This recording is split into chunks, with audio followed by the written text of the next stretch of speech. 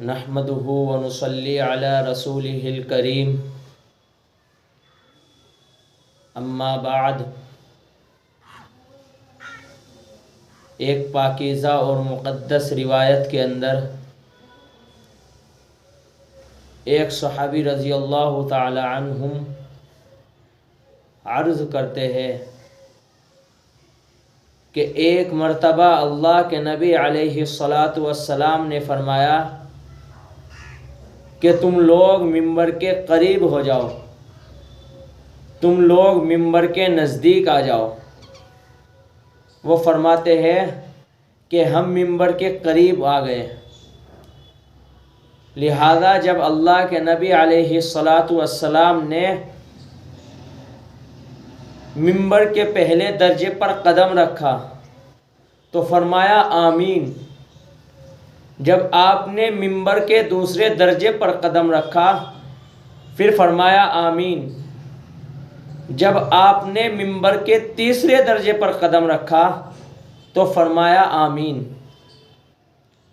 حضرات صحابہ اکرام حیران ہو جاتے ہیں، وہ اللہ کے نبی سے سوال کرتے ہیں کہ اللہ کے رسول، آج ہم نے آپ سے ایک ایسا عجیب معاملہ دیکھا، ایک ایسا عجیب طریقہ دیکھا جو آج سے پہلے ہم نے کبھی نہیں دیکھا۔ تو نبی کریم علیہ الصلاۃ والسلام فرماتے ہیں کہ صحابہ، میرے چاند اور ستاروں کے مانند میری اتباع کرنے والے، میرے حکموں کو پورا کرنے والے، جب میں ممبر کے قریب گیا تو میرے سامنے سیدنا حضرت جبریل علیہ الصلاۃ والسلام تشریف لائے اور آپ نے 3 بددعائیں فرمائی۔ فرمایا کہ ہلاک ہو وہ شخص، برباد ہو وہ شخص، ناکام ہو وہ شخص، نامراد ہو وہ شخص جس انسان کے سامنے رمضان کا پاکیزہ مہینہ آئے، رمضان کا مقدس مہینہ آئے، رمضان کا خیر اور برکت والا مہینہ آئے اور وہ اس مہینے میں اپنی اللہ سے مغفرت طلب نہ کرا لے، اللہ سے رجوع نہ کر لے، اللہ سے معافی نہ مانگ لے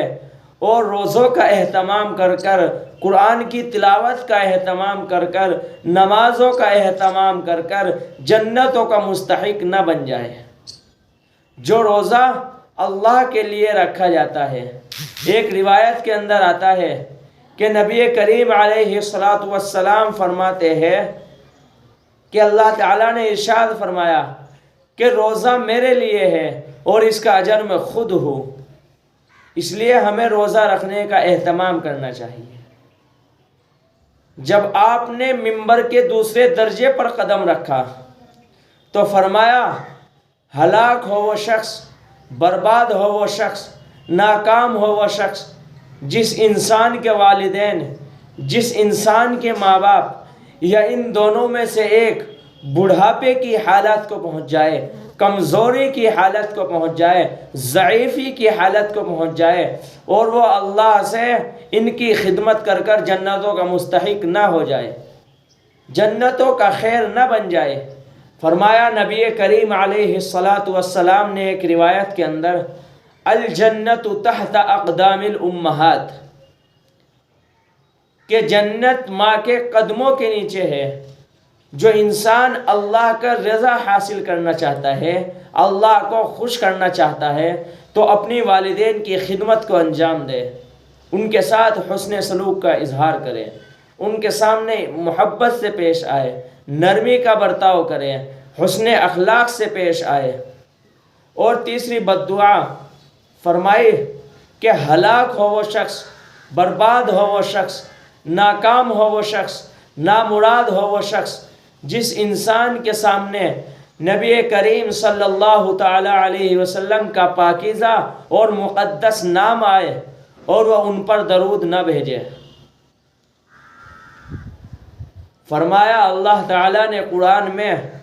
یا ایہا الذین آمنوا صلوا علیہ وسلموا تسلیما، اے ایمان والو، تمہارا رب تمہارا پروردگار تمہارا اللہ درود بھیجتا ہے نبی کریم علیہ السلام پر، فرمایا آپ بھی درود بھیجا کرو۔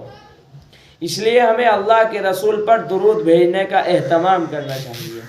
درود کی پابندی کی جائے۔ ایک حدیث میں آتا ہے کہ جو انسان جمعے کے دن عصر کے نماز کے بعد 80 مرتبہ درود پڑھتا ہے،